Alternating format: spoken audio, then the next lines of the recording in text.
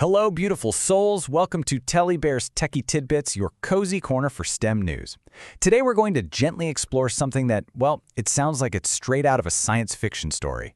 We're talking about technology that connects with our brains to help people heal and communicate in some pretty amazing new ways. It's a big topic, I know, but we'll take it one step at a time, together. It's truly okay if this is new to you. So, this is the big idea we're diving into today. This whole field's called neurotechnology. And I think the best place to start is with the most hopeful part, don't you? Let's look at the incredible ways it's already helping real people. Okay, so according to reporting from news agency AFP and a few others, the last few years have just been huge for neurotechnology. We're talking about breakthroughs that are really, truly changing lives. I mean, for people who've lost the ability to move or speak, these advances are just, well, they're transformative. We're talking about some amazing things here. For instance, Swiss researchers have actually helped people who were paralyzed walk again, just by implanting tiny electrodes in their spinal cords. And it's not just movement, it's also helping restore partial vision for folks with certain eye disorders. This stuff isn't science fiction anymore. It's really happening. You know, we're seeing real people, like Noland Arbaugh and Bradford Smith, who received an implant from a company called Neuralink, and now they can do things like play video games or post on social media, all just by using their minds.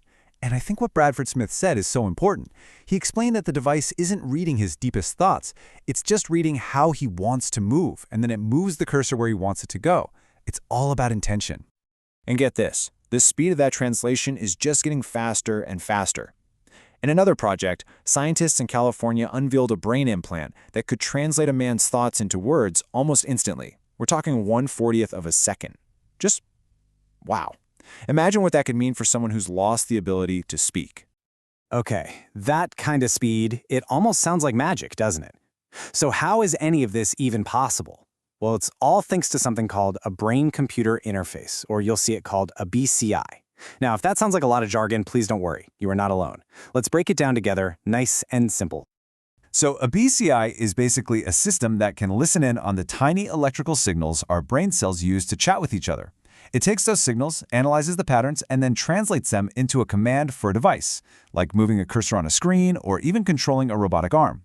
You can really think of it as a gentle bridge between your mind and the digital world. Now, the Future of Privacy Forum helps explain that these BCIs really come in two main flavors. First, you've got the invasive kind. These are tiny devices that are placed inside the brain through surgery, and they're mainly for really important medical needs, like helping with paralysis. But then you have non-invasive ones. These are devices you can just wear on the outside, kind of like a cozy headband or a headset with sensors, and people are already using these for things like wellness, improving focus, and even for gaming. Okay, so whenever we talk about technology connecting with our minds, it's totally natural to have some questions, especially about privacy, right? So let's take a deep breath and gently explore some of those big questions and valid concerns. And probably the biggest question of all is, what about our private thoughts and feelings? It's such an important question, and so many caring people are asking it. In fact, it's so important that it's led to this whole new idea called neuroprivacy.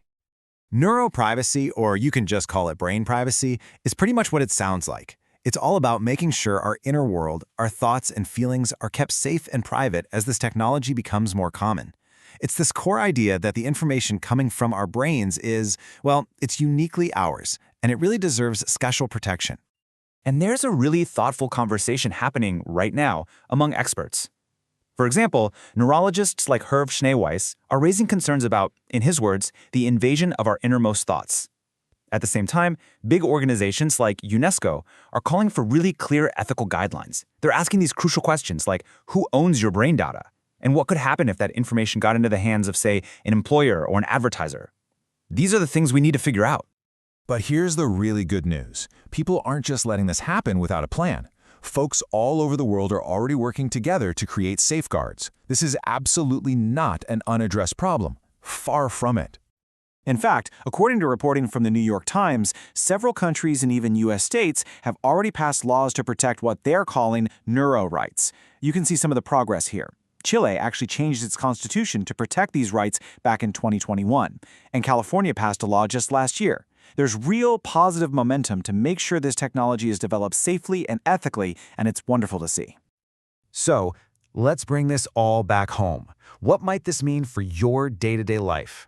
And if you remember just one thing from our little chat today, I hope it's this. Here's the takeaway. Neurotechnology is this incredibly powerful new tool that offers so much hope for healing. But, and this is a really important but, its story is being written by both brilliant innovation and deep human care.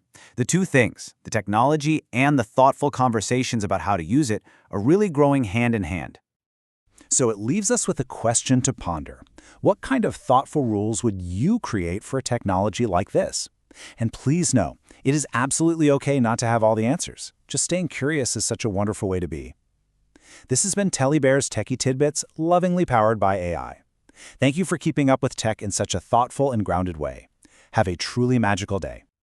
Thank you again for spending this time with me. And always remember to stay curious and stay kind.